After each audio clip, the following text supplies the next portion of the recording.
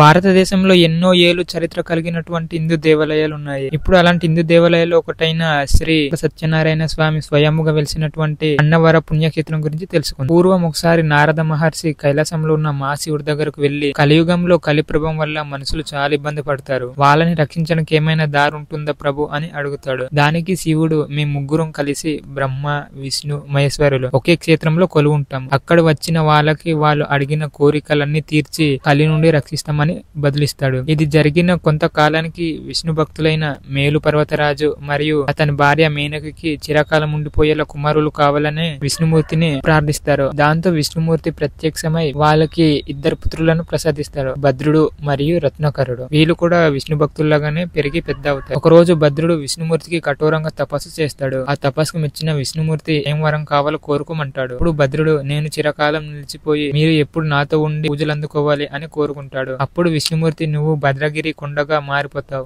నేను నీ కొండపై వెలిసి చిరకాలం పూజలు అందుకుంటాను అని వరం ఇచ్చి వెళ్లిపోతాడు. అలా భద్రుడు భద్రగిరిగా మారి విష్ణుమూర్తి శ్రీ సీతారామచంద్రమూర్తిగా కొలువుంటాడు. తన అన్నయ్యని చూసిన రత్నాకరుడు కూడా విష్ణుమూర్తికి తపస్సు చేయడం మొదలు పెడతాడు. అప్పుడు విష్ణుమూర్తి ప్రత్యక్షమై, నువ్వు రత్నగిరి కొండగా మారిపోతావు, బ్రహ్మ, విష్ణు, మహేశ్వరులు ముగ్గురు కూడా నీ కొండ మీద కొలువై ఉండి పూజలు అందుకుంటాము, నువ్వు కలియుగంలో ప్రసిద్ధమైన క్షేత్రం కింద వర్ధిల్లుతావు అని వరం ఇచ్చి వెళ్లిపోతాడు. అలా కలియుగం మొదలై చాలా కాలం గడిచిపోయింది. భద్రగిరి మీద శ్రీ సీతారామచంద్రమూర్తి పూజలు అందుకుంటుంటాడు. కానీ రత్నగిరి ఎక్కడుందో ఎవ్వరికి తెలియదు. అలా 19వ శతాబ్దంలో పిఠాపురం దగ్గర కుమారగిరి అనే ఊరిలో గ్రామ దేవత కింద నేరెలమ్మ ఉండేవారు. ఒక రోజు గ్రామస్తులందరి ముందు నేరెలమ్మ అమ్మవారు విగ్రహ రూపంలో మాట్లాడుతూ, ఇక్కడ నేను ఉండను, రత్నాలు ఉండే కొండపైన వెళ్లిపోతాను అని చెప్పి విగ్రహం నుంచి గజ్జల శబ్దం వస్తూ అక్కడి నుంచి వెళ్లిపోయారు. అలా చాలా కాలం గడిచిపోయింది. 1891 సంవత్సరంలో గోదావరి జిల్లాలో ఉన్న గోర్స మరియు కిర్లంపూడి ప్రదేశంలో రాజా ఎనుగంటి రామనారాయణ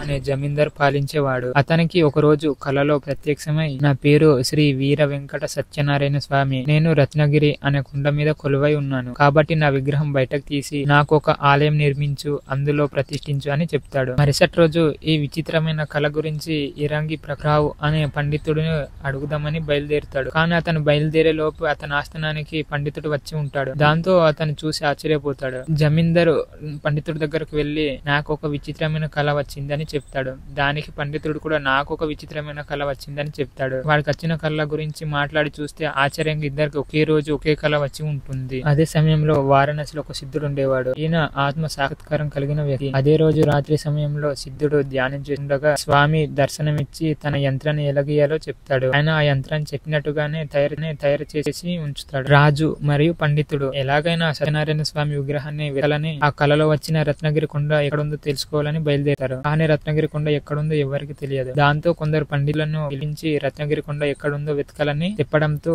దానికి వాళ్ళు చాలా క్రిందట జరిగిన నేరెలమ్మ అమ్మవారి కథను చెప్పారు. రత్నాలు ఉండే కొండ మీదకి వెళ్తానని అమ్మవారు చెప్పారు. బహుశా అదే రత్నగిరి కొండ అయి ఉండవచ్చు అని చెప్పి నేరెలమ్మ అమ్మవారును వెతుకుంటూ వెళ్తే రత్నగిరి కొండ దొరుకుతుంది అని అన్నారు రాజుతో. అలా నేరెలమ్మను వెతుకుంటూ వెళ్లిన వీళ్ళకి పంబా నది తీరాన ఒక కొండ మీద నేరెలమ్మ విగ్రహం కనిపించింది. దాంతో ఆ కొండే రత్నగిరి అయి ఉంటదని సత్యనారాయణ స్వామి విగ్రహాన్ని వెతకడానికి వెళ్తారు. దాదాపు ఒక రోజు మొత్తం వెతుకుతారు, కానీ విగ్రహం కనిపించదు. అలా అలసిపోయి ఒక చోట కూర్చొని ఉంటారు. నేరెలమ్మ అమ్మవారు ఒక రుద్రాలు రూపంలో ఒక ప్రదేశం చూపి, ఇక్కడ ఉన్న ముక్కుడు చెట్టు కింద పుట్టలో వెళ్లండి చెప్పారు. వెంటనే వీళ్ళు ఆమె చెప్పిన ప్రదేశం వెళ్లి చూస్తే అక్కడ చెట్టు కింద పుట్టలో వీళ్ళకి కలలో వచ్చిన విగ్రహం అక్కడ కనిపిస్తుంది. అది చూసి వీళ్ళు ఆశ్చర్యపోతారు. ఇప్పుడు స్వామిని బయటకు తీసుకొచ్చి ఒక ఆలయం నిర్మించి అందులో ప్రతిష్ఠిద్దాం అనుకుంటారు. కానీ ఆలయంలో మొదటిగా యంత్ర ప్రతిష్ఠ జరగాలి. అదే సమయంలో వారణాసిలో ఉన్న సిద్ధుడు ఒక యంత్రాన్ని తీసుకుని వచ్చి, నాకు ధ్యానంలో స్వామి చిన్న సూచనల మేరకు ఒక యంత్రాన్ని తయారు చేశాను, ఈ యంత్రాన్ని స్వామి వారు మీకే ఇవ్వమన్నారు అని ఇచ్చి అక్కడి నుంచి వెళ్లిపోతాడు. అప్పుడు యంత్రాన్ని ప్రతిష్ఠించి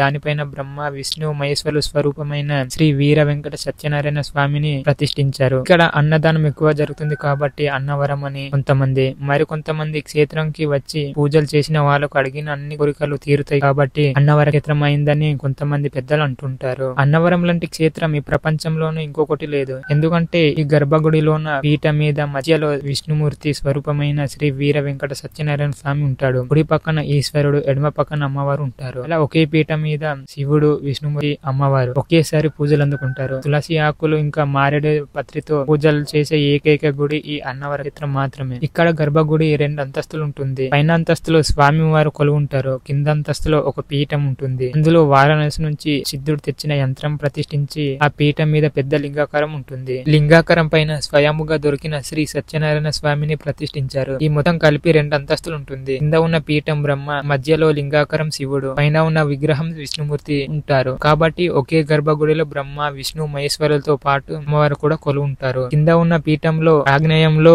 గణపతి, నైరుతిలో సూర్యుడు, వాయువ్యంలో అమ్మవారు, ఈశాన్యంలో శివుడు ఉంటారు. ఇలా విష్ణుమూర్తిని మధ్యలో ఉంచి చుట్టూ ఉన్న 4 దశలో 4 దేవతలు ఉన్నారు. దీన్నే పంచైతనం అన్నారు. మీరు అన్నవరం ఎప్పుడైనా వెళ్తే ఈ గర్భాలయంతో పాటు ఇంకో 4 ఆలయాలు దర్శించుకోవాలి. మొదటగా క్షేత్రపాలకుడు ఆలయం దర్శించుకోవాలి. క్షేత్రపాలకుడు ఎవరో కాదు, శ్రీ సీతారామచంద్రమూర్తి. ఈయనే అన్నవర క్షేత్రపాలకుడు. అన్నవర క్షేత్రాన్ని కాపాడుతూ ఉంటాడు.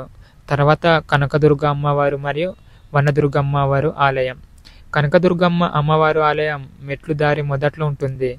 వనదుర్గమ్మ అమ్మవారి ఆలయం ఘాట్ రోడ్ ప్రారంభంలో ఉంటుంది. ఇక్కడ కనకదుర్గ అమ్మవారు మరియు వనదుర్గమ్మ అమ్మవారు కొండల్ని అడవుల్ని కాపాడుతుంటారు. 4వ ఆలయం గ్రామ దేవత అయిన నేరెలమ్మ అమ్మవారి ఆలయం. ఈ అమ్మవారే కొమరగిరి నుంచి కొమరగిరి వచ్చి కొలువై ఉన్నారు. ఇంకా అన్నవర ప్రసాదం గురించి చెప్పనక్కర్లేదు. ప్రత్యేకంగా దీనికి ఫేన్స్ పాలెంగా ఉంటాయి. అయితే ఇక్కడ అన్నవరంలో చేసే సత్యనారాయణ వ్రతం చాలా ప్రసిద్ధమైనది. ఖచ్చితంగా మీ లైఫ్ లో ఒక్కసారైనా అన్నవరంలో జరిగే శ్రీ సత్యనారాయణ స్వామి వ్రతాన్ని పాల్గొనండి. మీకు అంతా మంచి జరుగుతుంది. ఈ వీడియో కనుక మొదటిసారి చూస్తుంటే నా ఛానల్ ని సబ్స్క్రైబ్ చేసుకోండి. అలాగే ఈ వీడియో నచ్చినట్లయితే ఒక లైక్ వేసుకోండి. అందరు చెప్పండి జై శ్రీకృష్ణ అని.